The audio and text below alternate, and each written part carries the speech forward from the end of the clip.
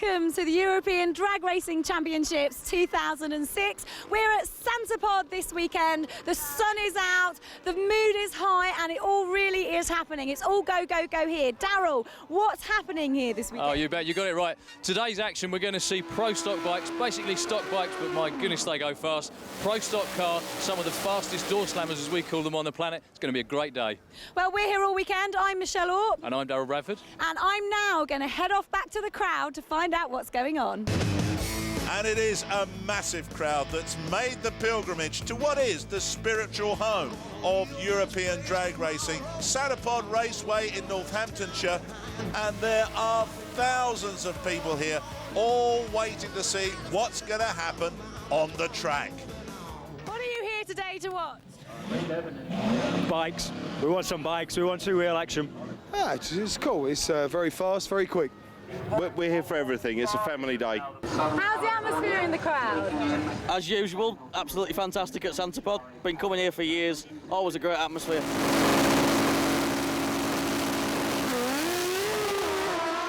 We're here in the pits with Martin Bishop's Pro Stock bike. Pro Stock bike are one of the most fascinating classes in all of UEM competition, mainly because all the bikes are very, very standard, very, very similar, so they have to tune them to produce the most amount of horsepower, hence it's very, very competitive.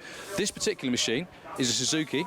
It's 1640cc, it's 4-valve, 4 individual carburetors feed each cylinder, and it produces an awful lot of horsepower. Martin's standing right here with us. I'm just going to ask him a couple of questions. Martin, first of all, beautiful bike. How much horsepower does it produce these days? It's between 320 and 340 horsepower. Bespoke engines with stock type of crankcases. Runs on racing gasoline. No chemical enhancement, no nitrous oxide or turbocharging, hence very expensive. The parts are very expensive. Revving to 14,000 RPM, so these are really like F1 engines, the best you can get to that in film of drag racing. 14,000 RPM, that sounds like quite a lot. And how fast are you actually going when it's revving at that kind of RPM? Between 180 and 190 mile an hour in 400 yards in a smidgen over 7 seconds, so it's quite urgent. Takes a lot of hanging on to by the sounds of it. Anyway, Martin, thank you very much indeed for your time. What we're going to do now is take a look at qualifying and some of the competitors that you're going to be seeing on today's show. Well, it was Martin, seen here, qualifying alongside Luigi Cennarello from Italy, who ended up in the number 3 qualifying spot this weekend. The Suzuki started really performing hard. They put in a couple of passes to bed the new engine in, and suddenly it all started coming together for him. In the number 2 spot from Sweden, it was Anders Jakobsen. Bits falling off the bike there, but as he went through here, he ended up in the number 2 spot. But the man who ended up in the number 1 spot was this man, again from Sweden, a man that I picked out last year as a possible championship contender. His name? Anders Abrahamsson, and he's going to be a tough cookie to get around in 2006. I had a tremendous last year. We have the last race here, the European finals. We take the victory, and then we end second place. So that's a very good year. So what do you expect for this year? I hope we can be up there, top 3, whole season. It's a lot of new guys with the fast bikes who has entered this year. So I hope the Pro Stock will be a very tight racing. Well, tight racing it's going to be, but there he is. He's in at the number 1 spot in the first race of the year. Anders Abrahamsson, then Anders Jakobsen, Martin Bishop from England in 3rd spot. I'm here with Keith Bartlett, promoter of the UEM European Drag Bike Championship.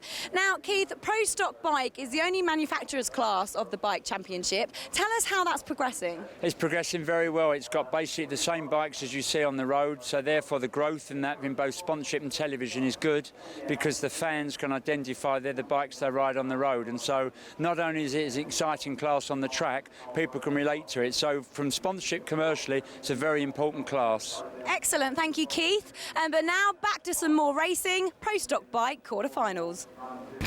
Well, Darryl Bradford joins me in the commentary box. Darryl, interesting year. It's already starting to look very good in the first race.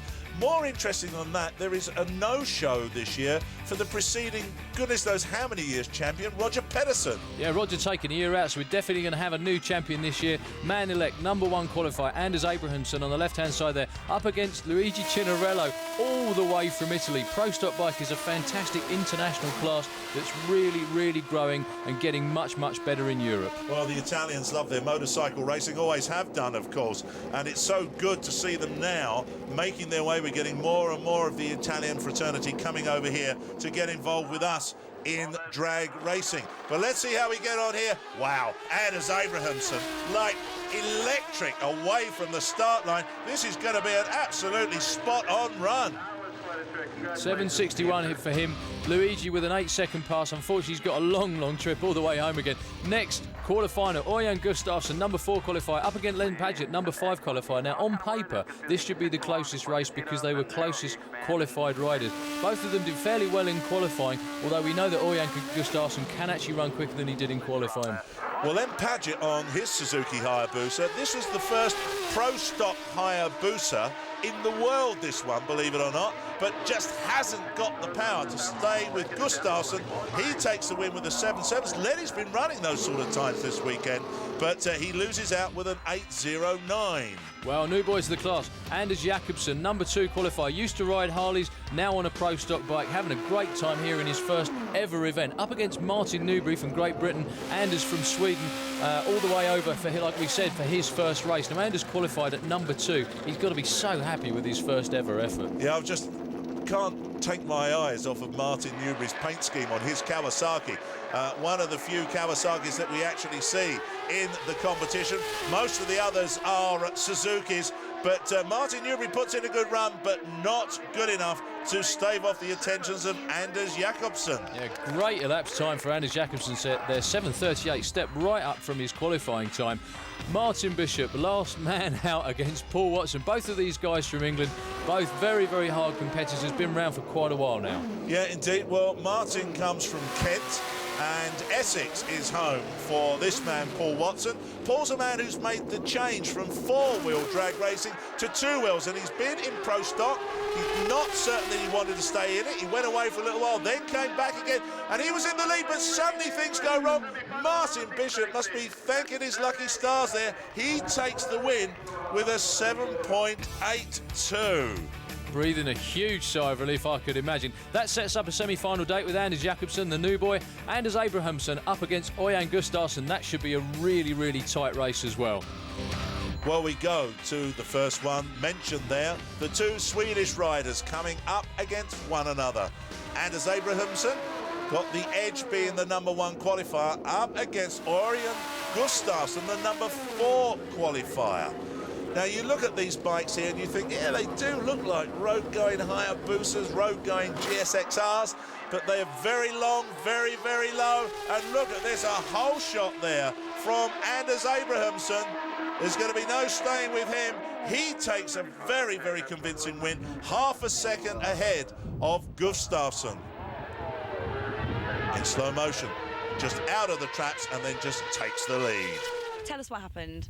Well, I'm not really sure. I saw the green light and then you're way lost. I got some bug in my head, so it's all was 20 meters after in the direction the start. So. I wonder who's going to be in the final against that man.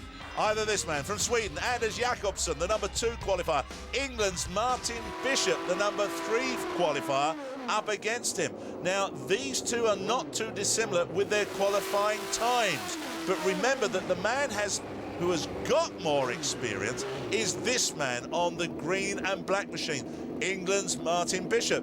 This man here is on his first ever run in Pro Stock bike, but my goodness me, he cuts such a clean line. He's out of the traps first. All Martin Bishop can do is watch the other man take the win, and a 7.47 to a 7.86. Roger, great weekend. Both the bikes you're helping in the final. I'm just stunned. I don't know what to say. I mean, Abrahamsson, of course, has experience since last year, but I mean, this is his second year is doing the full championship, and we had 2-3 good runs. That's all we had before we came to this race. And qualified number 1 and actually number 2 with Jakobsson. Jakobsson, his first ever European race is doing. Now, you've just finished your semi-final, and unfortunately you haven't made the finals. What happened in the race? I lost. No, I lost, and that's all there is to say. no, the clutch switch was faulty, and it went on to 2 cylinders on the line, and it just threw me mentally, and waited for the green light, and you're supposed to go slightly before that. So my competitor had finished by the time I'd started, basically. So it's the bike's fault. Well, it's kind of cockpit trouble, to be honest. Well, at least he can laugh about it, can't he? But this is what it does. It sets up an all-Swedish final, an all-teammates final. Anders Abrahamsson against Anders Jakobsson. And both of these guys run for the same team with the same crew chief. And we spoke to him a little bit earlier on. That was Roger Lyron. And Roger Lyron is a man with so much experience in the world of pro stock bike riding. He won't know who to put his money on, let me tell you. But Abrahamsson is the man who comes out of the starting traps first, and a huge win for him into the 7.2s. Congratulations. It feels great. I take the victory in the finals in September. I'm very, very pleased. Yeah, and was there any problems, or was it really smooth sailing? Oh, it's a smooth sailing. Smooth sailing on a pro stock bike. That's the latest one there, isn't it? But there you are, Anders Abrahamsson. I might tell you, my pick last year gets the trophy this year. Coming up after the break, we've been looking at pro stock bikes. It's going to be their 4-wheel equivalent. Don't go away, it's Pro Stock Car.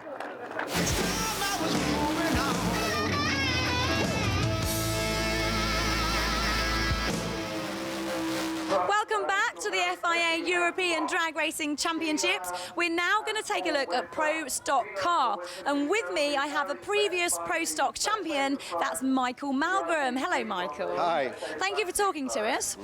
Basically, what I want to know is, for our viewers at home, what exactly is a Pro Stock car? It's a professional stock car, which means that it looks exactly the same as any car you can go out there buy at your car dealership and drive in the street.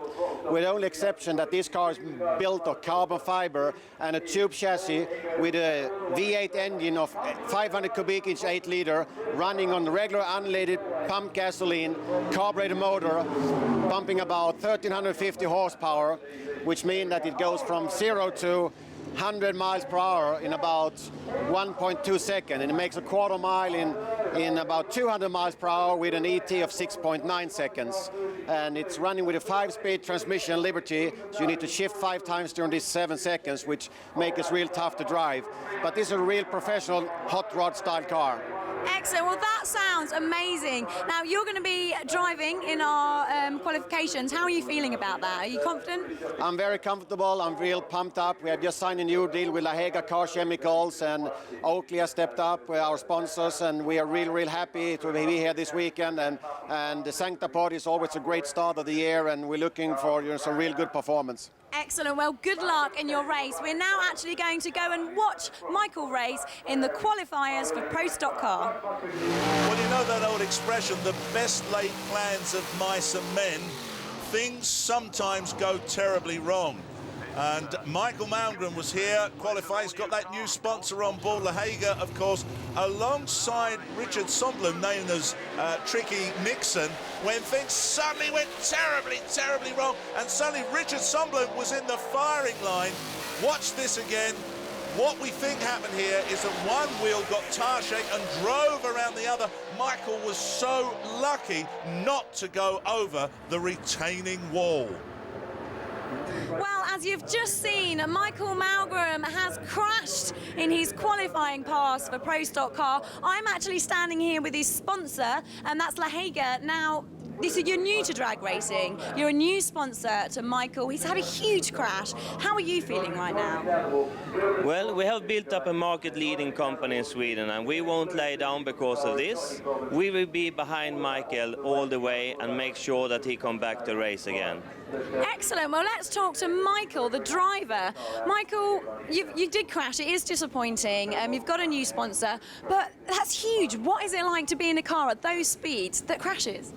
Well, the first second you are on the moon flying because the car launched hard and it went very well. We figured, you know, we were on the record run, and then suddenly when you pull third gear, I just lost the grip and the car take off to the wall, and I have no chance to recover. It happens with a 0.2 of a second. And when I hit the wall, I figured, well, yeah, that was it. I mean, now, what will I do? My sponsors, my responsibility, winning races and everything, it's gone in 1 second. Everything goes through your mind so fast, so it's horrible. And the next minute, I went to the other wall and I couldn't steer because it hit the way, all the steering rack went away. I couldn't steer the car, hit the other wall. It was a huge impact, but it's very, very hard because we were really, really hungry, really aggressive coming here, and with new power for Bob Ingles, and new sponsor with La Hega and Oakley stepping up. We were so excited for this event. Darrell Bradford joins me in the commentary box here. I tell you what, I have never ever seen Michael so pumped up. Isn't it a shame when something like that happens? Great shame. I'm sure the team are going to take the car back to Sweden, rebuild it, put it all back together again, and they'll be out in the next round in Finland, but that may well screw up Michael's championship chances for the season. Funnily enough, who we're seeing here, Tommy Lindahl in the Camaro, that's actually Michael's old Pro Stock car. That was Europe's first 6-second door slammer. I bet Michael might even wish he hadn't sold it on now. Well, yeah, indeed. But the man who was in the opposing lane there was the number 6 qualifier, Eero Nittila from Finland. Right, watch these two.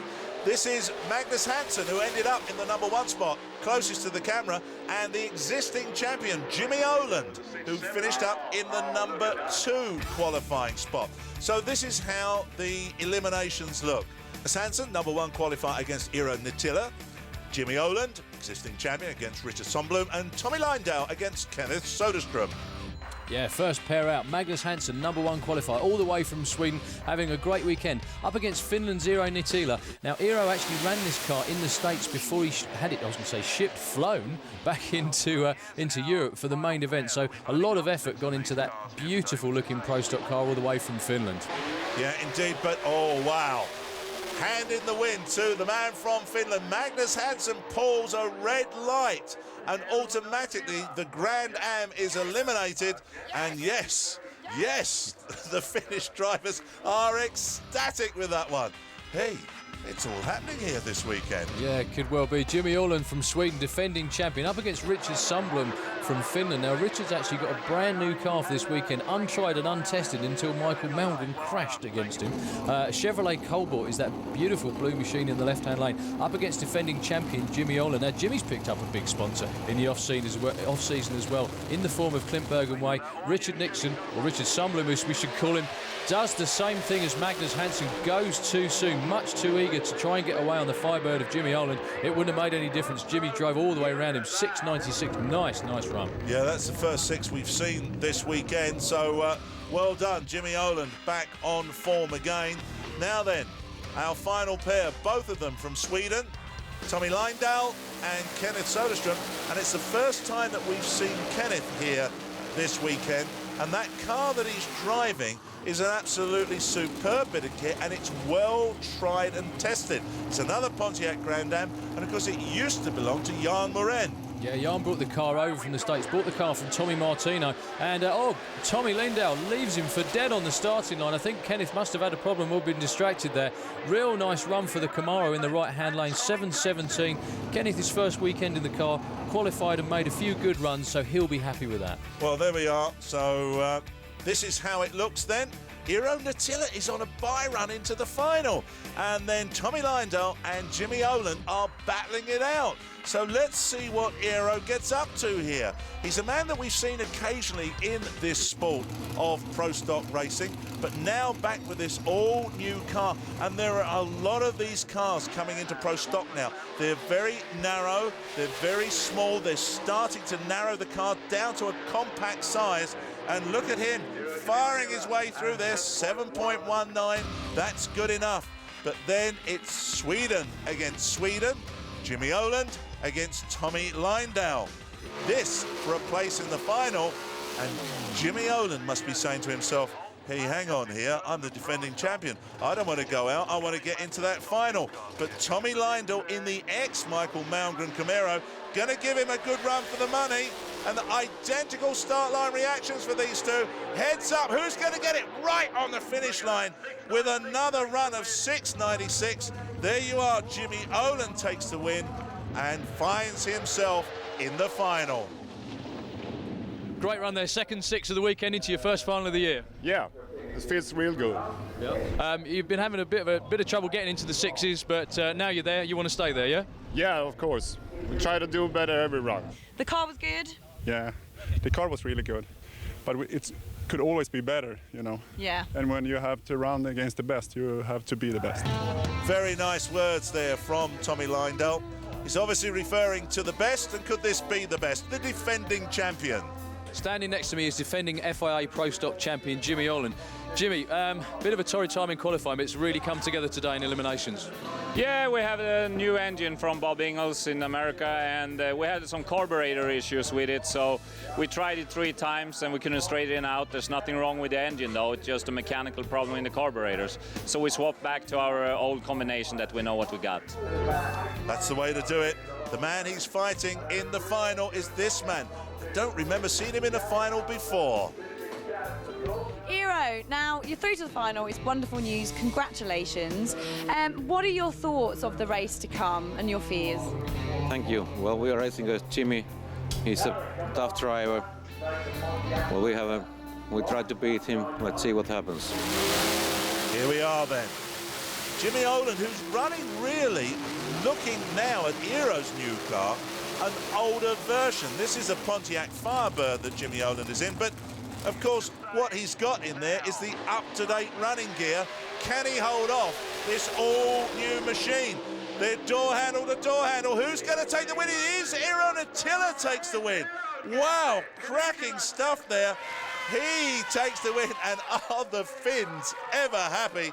A 7.0 to a 7.15. Well, I'm pretty happy. The guys have been very good job. They're working with the car.